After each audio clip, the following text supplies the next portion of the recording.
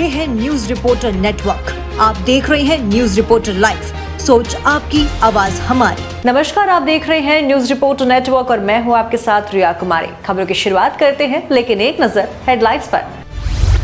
उत्तराखंड के पौराणिक त्योहारों और मेलों को मिलेगी पहचान, पुष्कर सिंह धामी सरकार का बना ये प्लान। साल का आखिरी चंद्र ग्रहण 8 नवंबर, बद्रीनाथ सहित कई मंदिरों के कपाट बंद। उत्तराखंड भाजपा ने हिमाचल चुनाव प्रचार में झोंकी ताकत, मैदान में उतरे, शिमला पहुंचे सीएम धामी। हरिद्वार में उमड़स आस्था का सैलाब, श्रद्धालुओं ने लगाई पावन डुबकी। अब खबर विस्तार से। आज मुख्यमंत्री पुष्कर सिंह धामी ने पेविलियन ग्राउंड में the Himalayan cup all India football tournament के समापन समारोह में खिलाड़ियों को संबोधित किया। उन्होंने कहा कि युवा खिलाड़ी अपना लक्ष्य निर्धारित कर उसे प्राप्त करने के लिए पूरी मेहनत और एकाग्रता के साथ प्रयास करें। मुख्यमंत्री ने कहा कि विकल्प सहित संकल्प ही सफलता का मूल्य मंत्र है। धामी ने कहा कि बेहतर ट्रेनिंग सुविधाएं खिलाड़ियों को दी जा रही है। विश्व स्तर पर भी हमारे खिलाड़ियों को सम्मान प्राप्त हो रहा है। समापन समारोह में कैबिनेट मंत्री सुबोध उनियाल, मेयर सुनील उनियाल गामा, विशेष प्रमुख सचिव अभिवन कुमार और खेल विभाग के अधिकारी, खेल संघों के प्रतिनिधि, फुटबॉल खिलाड़ी मौजूद रहे। राष्ट्रपति द्रौपदी मुर्मू, उपराष्ट्रपति जगदीप धनखड़ और प्रधानमंत्री नरेंद्र मोदी ने आज गुरु नानक देव जी की जयंती 553वें प्रकाश पर्व पर सभी नागरिकों, विदेशों में रह रहे भारतीयों, विशेषकर सिख समुदाय के भाई बहनों को शुभकामनाएं दी। वहीं उत्तराखंड के मुख्यमंत्री पुष्कर सिंह धामी ने भी गुरु नानक जी के प्रकाश उत्सव और कार्तिक पूर्णिमा के अवसर पर प्रदेशवासियों को शुभकामनाएं भी दी। आज साल का आखिरी पर्व स्नान है और कार्तिक स्नान पर गंगा स्नान करने पर विशेष महत्व माना जाता है। पर्व स्नान को लेकर तीर्थ नगरी हरिद्वार में गंगा स्नान करने के लिए आस्था का सैलाब उमड़ा पड़ा। हरिद्वार में आधी रात से ही श्रद्धालुओं के आने का सिलसिला शुरू हो गया था। वहीं ब्रह्म मुहूर्त से ही श्रद्धालुओं ने हर की पैड़ी पहुंचकर स्नान करना शुरू कर दिया। भरी ठंड के बाद भी श्रद्धालुओं का उत्साह देखने को मिला। आज पूर्ण चंद्र ग्रहण है। आपको बता दें, एशिया, ऑस्ट्रेलिया, उत्तरी अमेरिका, दक्षिणी अमेरिका के अधिकतर हिस्सों, उत्तरी और पूर्वी यूरोप, उत्तरी अंटार्कटिका महासागर और प्रशांत महासागर से पूर्व चंद्र ग्रहण देखा जा सकेगा। खबर भगवानपुर के रायपुर से है, जहां पर किसान के खेत में केमिकल युक्त पानी खेत में छोड़े जाने पर पीड़ित किसान ने नेतृत्व में भारतीय किसान यूनियन क्रांति ने पानी बंद कराए जाने और किसान का मुआवजा दिलाए जाने की मांग को लेकर फैक्ट्री गेट पहुंचकर धरना प्रदर्शन शुरू कर दिया है।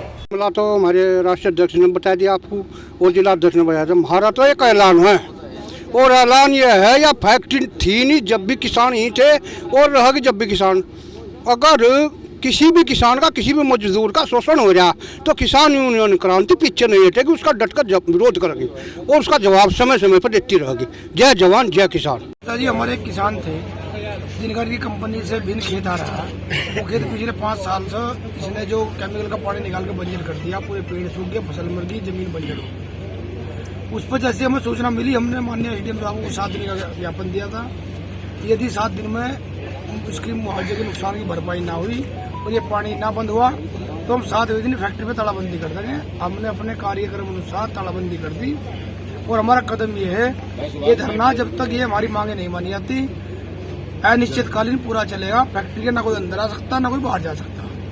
कानून की मर्यादा में रह के हम अपना धरना जो है शांतिपूर्ण चलाएंगे और हमें जो है शासन प्रशासन का भी फेलियर नजर आ रहा है, क्योंकि यहाँ पे एसडीएम साहब ने भी कंपनी को कई बार चेतावनी दी, यहाँ के शासन प्रशासन ने भी किसान का समर्थन किया, उसके बाद भी जो है इनका अड़ियल रवैया है और ऐसा रवैया जो है बिल्कुल उत्तराखंड में बर्दाश्त नहीं किया जाएगा।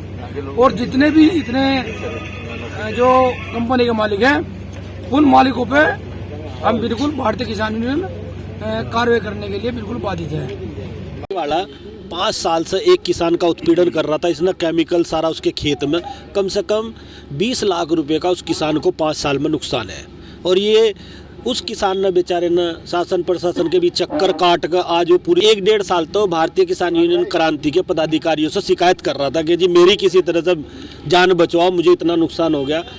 तो हमने अभी कुछ टाइम पहले एसडीएम से हम मिले, उन्हें ज्ञापन दिया कि 7 दिन की उसने चेतावनी के रूप में हमने कहा कि 7 दिन में इस किसान की समस्या अगर नहीं हल हुई तो हम कंपनी के गेट के सामने बैठ जाएंगे और ताला लगा देंगे, बिल्कुल किसी को ना अंदर जाने देने के ना बाहर निकलने देने के।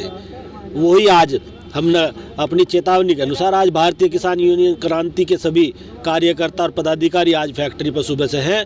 और आप इसकी हठ धर्मिता देखो और हिटलरवादिता देखो इस फैक्ट्री मालिक की और इस प्रबंधक की, जो फैक्ट्री का यहाँ प्रबंधक है, कि सुबह से अब तक ये किसान बेचारे भूखे प्यासे इसके गेट के सामने पड़े।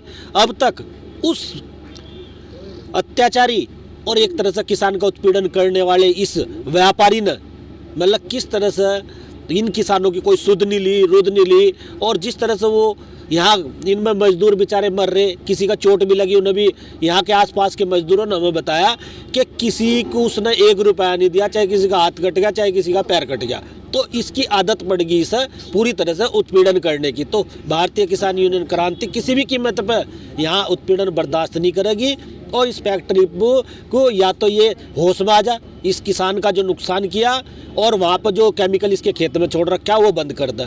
सितारगंज सिडगुल में बंद पड़ी कंपनी सैडस वेलनेस के कर्मचारियों ने किया रोड शो। कर्मचारियों का कहना है कि हम लोगों को बिना बताए कंपनी मालिक ने कंपनी बंद कर दी है और कंपनी को बंद हुए लगभग 5 महीने हो चुके हैं, जिसकी सूचना हमें बड़े बड़े अधिकारियों को भी नहीं दी है। लेकिन राज्य सरकार इसमें किसी भी तरह का कोई भी ध्यान नहीं दे रही है। अगर हमारी मांग पूरी नहीं हुई तो हम आगे भी इसी तरीके से धरना प्रदर्शन करते रहेंगे और ये रोड शो सितारगंज के मुख्य मार्गों से होता हुआ उप जिला अधिकारी महोदय के कार्यालय तक किया जाएगा। वहीं उपस्थित चंद्र सिंह बिश ने बताया कि हम 1200 कर्मचारी आज बेरोजगारी की कगार पर है और हमें अपना भरण पोषण करना बड़ा ही भारी पड़ रहा है, लेकिन हमारी सुनवाई कहीं भी नहीं हो रही है। जैसा कि धन्यवाद देना चाहूँगा सबसे पहले पत्रकार बंधु को जो हमारे बीच पहुँचे।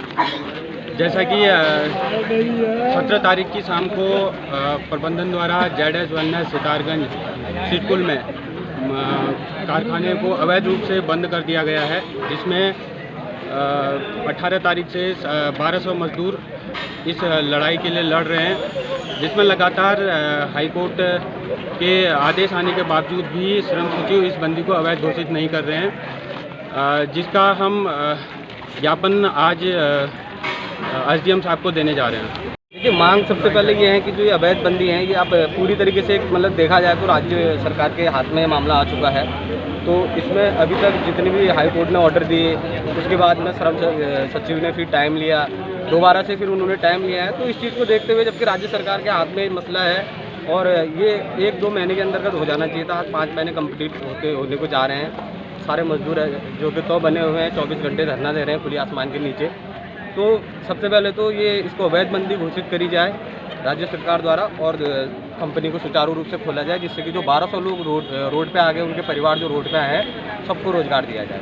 मंगलोरपुर कोतवाली क्षेत्र के भुकनपुर गांव में किसानों के खेतों को उजाड़ते हुए खनन माफिया अवैध खनन कर रहे हैं, जिसको लेकर स्थानीय किसानों में भारी परेशानियों का सामना करना पड़ रहा है और स्थानीय किसानों की फसलें बर्बाद की जा रही है। किसानों में खनन माफियों का इतना खौफ है कि वो इसकी शिकायत करने से भी डरते हैं। वहीं ग्रामीणों का कहना है कि उन्हें स्थानीय पुलिस प्रशासन को कई बार इसकी शिकायत की, पर बावजूद इसके इन खनन माफियों पर कई लगाम नहीं लग पाई है, जिससे अब ग्रामीणों ने खुद ही अपने मोबाइल फोन से फोटो वीडियो बनाकर मीडिया के समक्ष पेश की है। देव दीपावली और गंगा स्नान के अवसर पर चंपावत के टनकपुर शारदा घाट पर गंगा स्नान के लिए बड़ी संख्या में पहुंचे श्रद्धालुओं की भीड़ को देखते हुए स्थानीय प्रशासन ने शारदा घाट पर किए सुरक्षा का प्रबंधन। स्नान के समय होने वाली दुर्घटनाओं से बचने के लिए जल पुलिस के जवान तैनात किए गए। वहीं गंगा दशहरा की पूजा और स्नान के लिए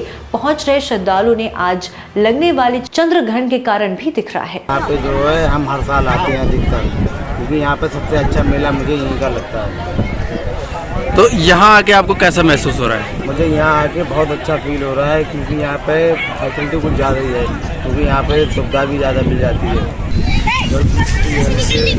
ये बैरिकेड लगाई गई है और की व्यवस्था उनको समझाया जा रहा है कि आगे मिल जाए आगे डूबने का खतरा तो बार बार समझाया जा रहा है। हमने ड्यूटी पे मौजूद है, जबकि पूरी श्रद्धालुओं गहराई में जाने से मना किया जा रहा है, इसलिए बैरिकेडिंग लगा दी है और बाकी लोग यहाँ मौजूद हैं। तो घटना होने पर तुरंत कार्रवाई की जाएगी। आज की खबर में बस इतना ही। देखते रहिए न्यूज रिपोर्टर लाइव। धन्यवाद।